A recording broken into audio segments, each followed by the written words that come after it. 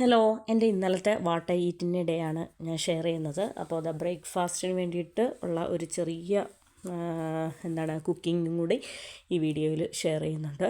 അപ്പോൾ ഒരു സിമ്പിൾ കിഴങ്ങ് കറി, പൊട്ടറ്റോ കറിയാണ് വെക്കുന്നത്. അപ്പോൾ ഞാൻ കുക്കറിലേക്ക് കോക്കനട്ട് ഓയിൽ ഒഴിച്ചു. കോക്കനട്ട് ഓയിൽ ഒഴിച്ചതിന് ശേഷം കടുക് പൊട്ടിച്ചതിന് ശേഷം ഓരോരോ ഐറ്റംസ് ഇട്ട് കൊടുക്കുകയാണ്.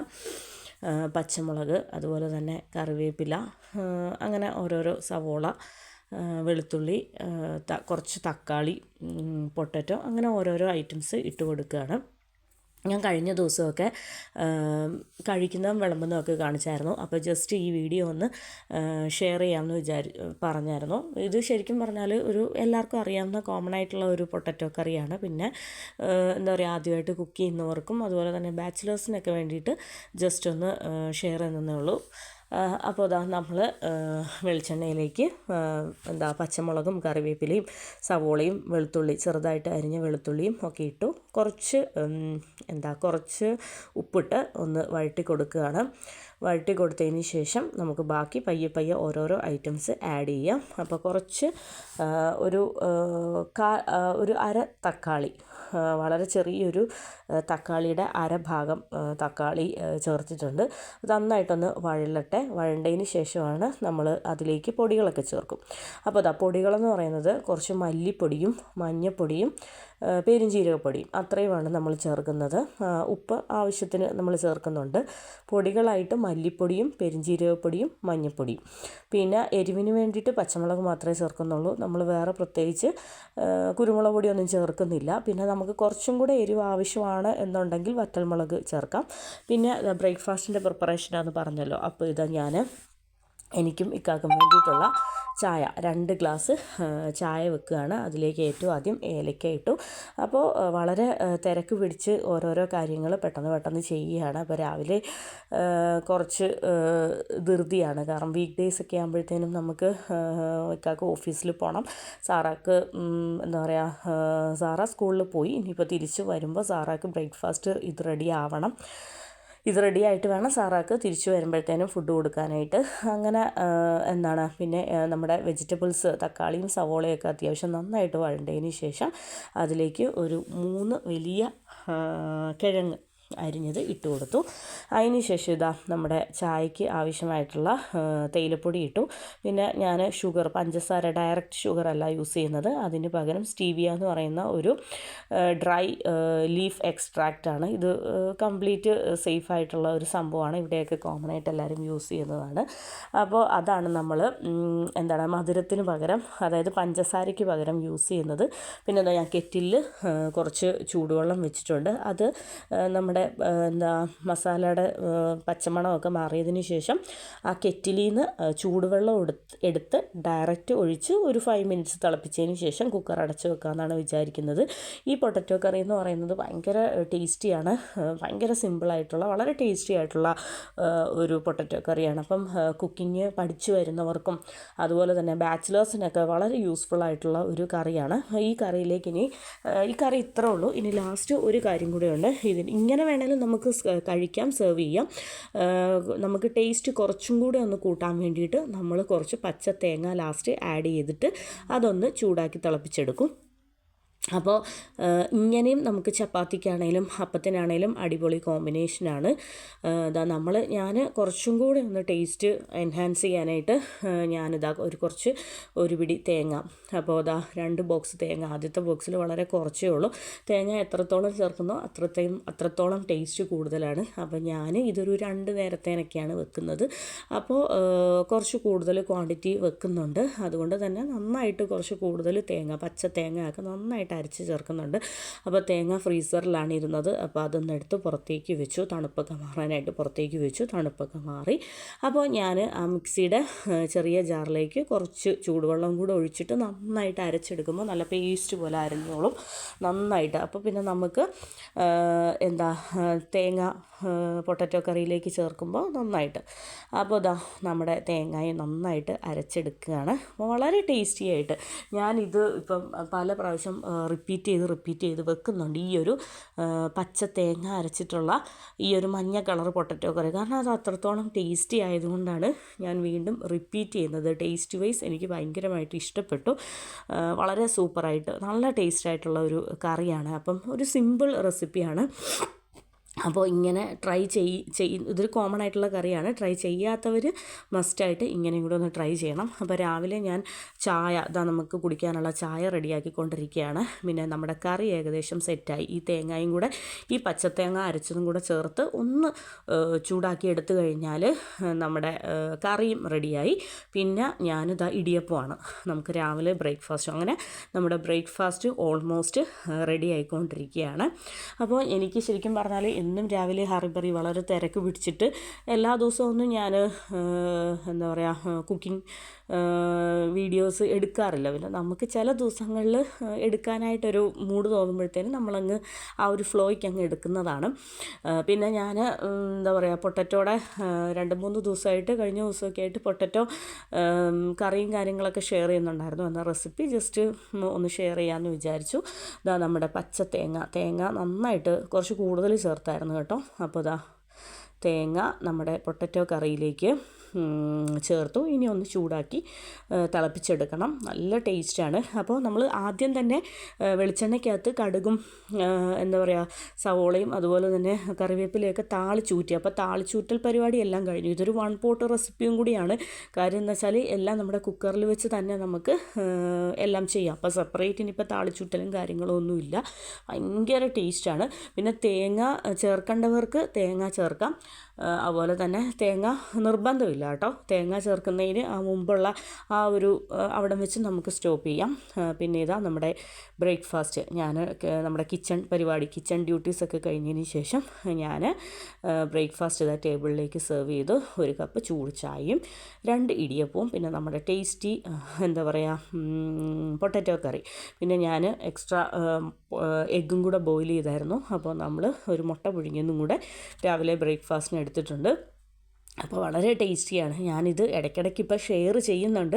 ഈ കറി എന്ന് പറയുന്നത് ഞാൻ അപ്പത്തിൻ്റെ കൂടെ അതുപോലെ തന്നെ ചപ്പാത്തിയുടെ കൂടെ ഇടിയപ്പത്തിൻ്റെ കൂടെ പത്തിരിയുടെ കൂടെയൊക്കെ നൈസ് പത്തിരിയുടെ കൂടെയും കയ്യൊറോട്ടിയുടെ കൂടെയൊക്കെ ഇത് ഭയങ്കര ടേസ്റ്റാണ്. നല്ല അടിപൊളിയായിട്ട് എന്താ പറയുക ഈ ഒരു കറിക്ക് പച്ചമുളകിൻ്റെ ആ ഒരു എരിവ് മാത്രമേ ഉള്ളൂ. നമുക്ക് താളിക്കുമ്പോഴത്തേനും വറ്റൽമുളക് കുറച്ചും കൂടെ എരിവ് വേണം എന്നുള്ളവർക്ക് നമുക്ക് വറ്റൽമുളകില്ലേ അത് ചേർത്ത് കൊടുക്കാം. പിന്നെ കുറച്ചും കൂടെ എരിവ് വേണം കൂടുതൽ ഇനിയും എരിവ് വേണം എന്നുള്ളവർക്ക് പെപ്പർ പൗഡർ നമ്മുടെ വെജിറ്റബിൾ സ്റ്റൂയിലും വെജിറ്റബിൾ കുറുമയിലൊക്കെ നമ്മൾ കുറച്ച് കുരുമുളക് പൊടി ആഡ് ചെയ്യുമല്ലോ, അതുപോലെ ഇതിലും നമുക്ക് പെപ്പർ പൗഡർ ആഡ് ചെയ്യാം. അത് ഓരോരുത്തരുടെ എരിവിനനുസരിച്ച് നമുക്ക് നമ്മുടെ ഇഷ്ടത്തിന് എരിവ് നമുക്ക് കൂട്ടാം. പിന്നെ പച്ചമുളകിൻ്റെ എണ്ണം ഒരുപാട് കൂട്ടാം. അതൊക്കെ ഓരോരുത്തരുടെ ഇഷ്ടം. എന്നാന്ന് വെച്ചാൽ തേങ്ങ ചേർക്കുന്നത് കൊണ്ട് തന്നെ നമ്മൾ എത്രത്തോളം എരിവ് ചേർത്താലും അതൊന്ന് ബാലൻസ് ചെയ്ത് നിന്നോളും. വളരെ ടേസ്റ്റി ആയിട്ടുള്ള സൂപ്പർ ബ്രേക്ക്ഫാസ്റ്റൊക്കെ കഴിച്ചതിന് ശേഷം ഞാൻ ഒരു ഞാലിപ്പൂവൻ പഴം നല്ല ടേസ്റ്റായിട്ടുള്ള ഞാലിപ്പൂവൻ ഇപ്പോൾ ഇവിടെ കിട്ടുന്നുണ്ട്. അതുകൊണ്ട് തന്നെ നമ്മളെപ്പോഴും ഞാലിപ്പൂവൻ പഴം മസ്റ്റായിട്ട് ഇപ്പോൾ വാങ്ങിക്കാറുണ്ട്. അപ്പോൾ അതിനുശേഷം ലഞ്ച് നമ്മൾ കഴിഞ്ഞ ദിവസം മന്തി റെസ്റ്റോറൻറ്റിൽ നിന്ന് പാഴ്സൽ എടുത്തിരുന്ന മന്തി റൈസ്. അപ്പോൾ ഇതിൻ്റെ കൂടെ ഇനിയിപ്പോൾ ഇതങ്ങ് എടുത്ത് തീർത്തേക്കാം എന്ന് വിചാരിച്ചു. അപ്പോൾ ഇതാ നമ്മൾ വളരെ ഫ്ലേവേർഡായിട്ടുള്ള പ്രത്യേകിച്ച് ഈ റൈസിന് കറികളും കാര്യങ്ങളൊന്നും വേണ്ട. കാര്യം എന്താണെന്ന് വെച്ചാൽ ഓൾറെഡി നല്ല സ്പൈസി ആയിട്ടുള്ള ഒരുപാട് ഫ്ലേവേഴ്സും കാര്യങ്ങളും ടൊമാറ്റോയുടെയും അതുപോലെ തന്നെ ചിക്കൻ സ്റ്റോക്കിൻ്റെയും അങ്ങനെ ഒരുപാട് ഫ്ലേവറും കാര്യങ്ങളൊക്കെയുള്ള ഒരു സൂപ്പർ റൈസാണ്. ഞാൻ ടൊമാറ്റോ പ്യൂരിയൊക്കെ ഉണ്ടാക്കാമെന്ന് വിചാരിച്ചതാണ്. പിന്നെ വേണ്ട, റൈസ് ഇങ്ങനെ കഴിച്ച് നോക്കിയപ്പോൾ തന്നെ നല്ല ടേസ്റ്റ് ഉണ്ട്. അപ്പോൾ പിന്നെ കറിയും കാര്യങ്ങളൊന്നും സെറ്റാക്കുന്നില്ല. കാര്യം വെച്ചാൽ ചെറിയൊരു മടിയും വന്നു. അപ്പോൾ എന്താ പറയുക, അപ്പോൾ ഇങ്ങനെ അങ്ങ് കഴിച്ചപ്പോൾ നല്ല ടേസ്റ്റ് ഉണ്ടായിരുന്നു. പിന്നെ ചിക്കൻ്റെ പീസസ് ഉണ്ടായിരുന്നു. അപ്പോൾ ചിക്കൻ്റെ പീസൊന്നും ആവശ്യമില്ലായിരുന്നു. ശരിക്കും ആ ചിക്കൻ്റെ പീസൊന്നും നന്നായിട്ട് കൂട്ടിയില്ല. കാര്യം എന്താണെന്ന് വെച്ചാൽ ആ ഫ്ലേവർഫുൾ ആയിട്ടുള്ള ആ റൈസ് തന്നെ കഴിക്കുമ്പോൾ നല്ല ടേസ്റ്റ് ഉണ്ടായിരുന്നു. അപ്പോൾ അതൊക്കെ കഴിഞ്ഞതിന് ശേഷം ഒരു അരച്ച കടലമുട്ടായി. അപ്പോൾ ഒരു കടലമുട്ടായി കുറച്ച് മധുരം എന്തെങ്കിലും കഴിക്കണം തോന്നിയപ്പോഴത്തേനും ഒരു കടലമുട്ടായി കഴിച്ചു. അതിനുശേഷം ഒരു ഓറഞ്ച്, വളരെ മധുരമുള്ള നല്ല അടിപൊളിയായിട്ടുള്ള ഒരു ഓറഞ്ച്. അപ്പോൾ ഓറഞ്ച് കഴിച്ചു. പിന്നീട് നമ്മൾ പുറത്ത് ഒന്ന് പോയായിരുന്നു. നമുക്ക് കുറച്ച് ആവശ്യങ്ങൾ, കുറച്ച് ഹോസ്പിറ്റൽ പരമായിട്ടുള്ള കാര്യങ്ങളും ആവശ്യങ്ങളൊക്കെ ഉണ്ടായിരുന്നു. നമ്മൾ പോയായിരുന്നു. പോയിട്ട് വൈകുന്നേരത്തെ ഒരു ടീ ടൈം ഒരു 5:30-6 മണിയൊക്കെ ആയപ്പോഴത്തേനും നമ്മൾ നമ്മുടെ അടുത്തുള്ള ഒരു അമ്മ റെസ്റ്റോറൻ്റ് എന്ന് പറയുന്ന ഒരു റെസ്റ്റോറൻറ്റിൽ കയറി.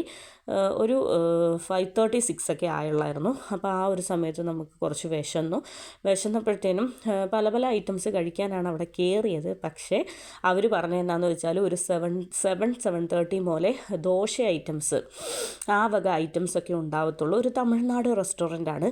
അപ്പം നമ്മൾ അവിടുത്തെ മസാല ദോശയും അങ്ങനെ പല പല ഐറ്റംസ് കഴിക്കാനാണ് പോയത്. പക്ഷേ അവർ പറഞ്ഞു ഇപ്പോൾ ഇഡ്ഡലി സെറ്റും അതുപോലെ തന്നെ വട സെറ്റും മാത്രമേ ഉള്ളൂ എന്ന് പറഞ്ഞു. അപ്പോൾ ഉള്ളത് എന്താണെന്ന് വെച്ചാൽ ഇരിക്കട്ടെ എന്ന് വിചാരിച്ചിട്ട് പിന്നെ എന്താ പറയുക, ഇതുപോലത്തെ എന്തെങ്കിലും ലൈറ്റായിട്ടുള്ള ഫുഡ് കഴിക്കാൻ ആഗ്രഹിച്ച് തന്നെയാണ് കയറിയത്. വട, ഇഡ്ഡലി, ദോശ, മസാല ദോശയൊക്കെ കഴിക്കാനാണ്. എന്തായാലും ഇവിടെ വട സെറ്റും അതുപോലെ തന്നെ ഇഡ്ഡലി സെറ്റും ഉണ്ടായിരുന്നു. അപ്പോൾ അതുകൊണ്ട് തന്നെ നമ്മൾ വട സെറ്റ് വാങ്ങിച്ചു. അതിൻ്റെ കൂടെ നല്ല ക്രിസ്പി ടേസ്റ്റി ആയിട്ടുള്ള ഉഴുന്ന് വടയും സാമ്പാറും ചട്നിയും പിന്നെ ഫിൽറ്റർ കോഫിയും അതുപോലെ തന്നെ ഇഡ്ഡലി സെറ്റും എല്ലാം കൂടെ ചേർത്ത് നമ്മൾ കഴിച്ചതിന് ശേഷം നമ്മളിതാ കൗണ്ടർ സെക്ഷനിൽ എല്ലാ തമിഴ്നാട് റെസ്റ്റോറൻറ്റ്സിൻ്റെ അവിടെയും കോമൺ ആയിട്ട് വെച്ചിരിക്കുന്ന കുറച്ച് ടേസ്റ്റി ആയിട്ടുള്ള നല്ല അടിപൊളിയായിട്ടുള്ള കുറച്ച് സ്നാക്സ് ഉണ്ട്. കുറച്ച് സ്വീറ്റ് പരമായിട്ടുള്ള സ്നാക്സ് ഉണ്ട്. ഞാൻ ആ ഒരു ഡിപ്പാർട്ട്മെൻറ്റിലേക്കേ നോക്കുന്നില്ല.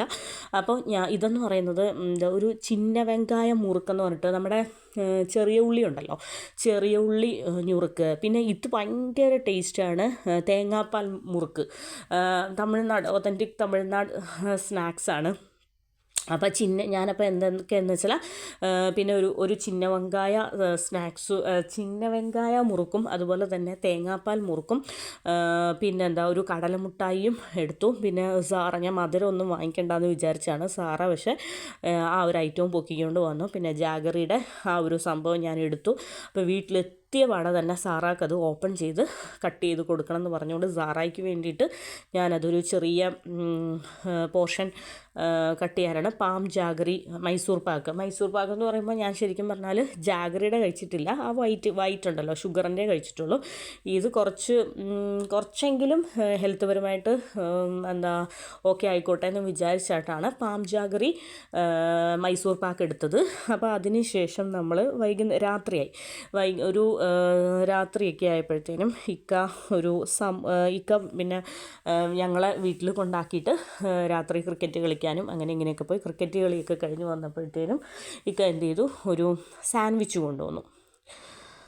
അപ്പോൾ എനിക്ക് ഈ സാൻഡ്വിച്ച് അത്ര ഇഷ്ടപ്പെട്ടില്ല. ഞാനത് ഇക്കാക്ക് തന്നെ തിരിച്ചു കൊടുത്തു. കാര്യം എന്ന് വെച്ചാൽ സാധാരണ സാൻഡ്വിച്ച് എന്ന് പറയുമ്പോൾ ഉള്ളിൽ സ്പൈസി ചിക്കൻ ആയിരിക്കും. ഇതെന്ന് പറയുന്നത് സ്പൈസി അല്ല, എനിക്ക് ഒട്ടുമേ പറ്റത്തില്ല. എനിക്ക് കുറച്ച് സ്പൈസിയുള്ള ഐറ്റംസൊക്കെ പറ്റത്തുള്ളൂ.